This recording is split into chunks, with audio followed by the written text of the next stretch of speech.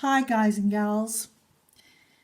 This is lesson 17 on a nursing track for Language Arts 8, featuring the bases CRUC, FER, and the prefixes N, M, and X.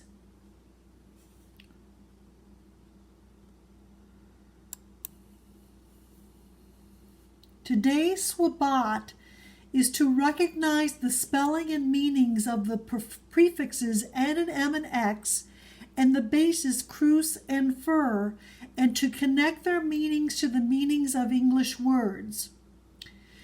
You need to know that CRUC means cross in Latin, that FER means to bear or to carry in Latin, that the prefixes N and M translate to mean in, within, to cause, to cover in Latin, and that the prefix X, EX, means out, from, or completely in Latin. Let's look more closely at CRUC and its meaning. CRUC means cross, as I just stated.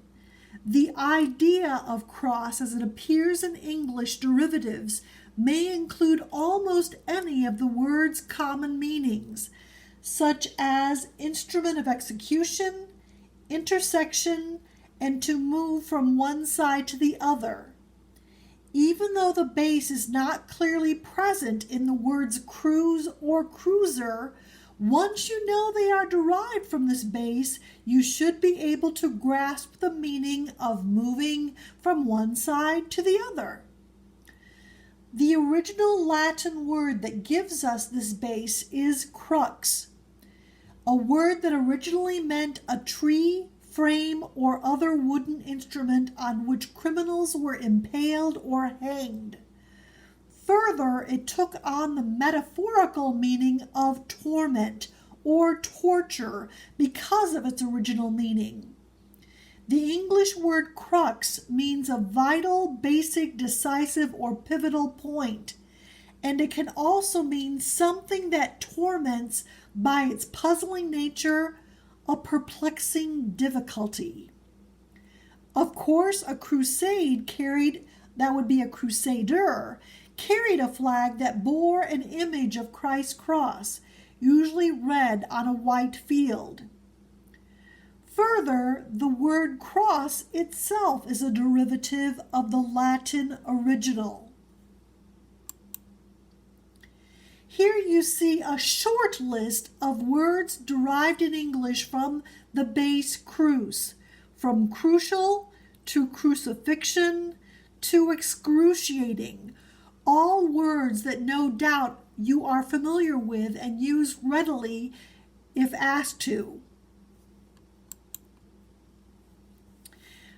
Let's move on to the base FER and its accompanying derivatives. FER means to bear or to carry. Simply translated, we look at confer or conference, fertility, inference, preference, referee, referral, and transfer as examples of derivatives of the base FER in our English language. The prefixes N and M mean in or within, but it can also mean to cause or to cover. Both N and M themselves derive from in, which students first encountered back in 3rd grade. The M form is an assimilation. What does that mean? A changing of a letter to work more smoothly with bases that begin with certain letters. That occurs typically before the letters B, P, and often M. Here is a short list of common words in the English language that use the prefixes N and M. enable, endure, energy, engineer, enjoy, entity, encounter, embrace, employee. Again, I'd like to think that knowing what N and M mean, you might more readily see its application to our understanding of words used today in the English language. X is our final prefix. It means out from or completely. It also assimilates. The letter X becomes an F before bases that begin with F and F. When it comes before a base that begins with B, D, G, L, M, N, or V, the letter X typically disappears, leaving the E as the prefix. If the prefix X is used to form a word with a base that begins with an S, the S typically disappears from the base. For example, when we add EX to SPECT, the resultant word is expect, EXPECT, not EXSPECT. You will also see words beginning with EC, which also means out.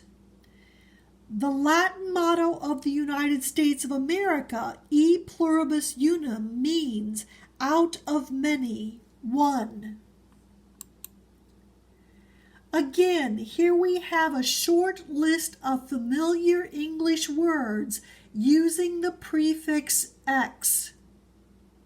From exact through extricate and expedite in between. Again, I'd like to think as you look over this list of words, many of them are readily familiar to your vocabulary. So in review, we have CRUC meaning cross, FER meaning to bear or to carry, the prefixes N and M meaning in, within, or to cause or to cover, and X meaning out from completely. Know the meanings of these bases and prefixes. You will be held accountable for them on the quiz that will be announced to occur soon.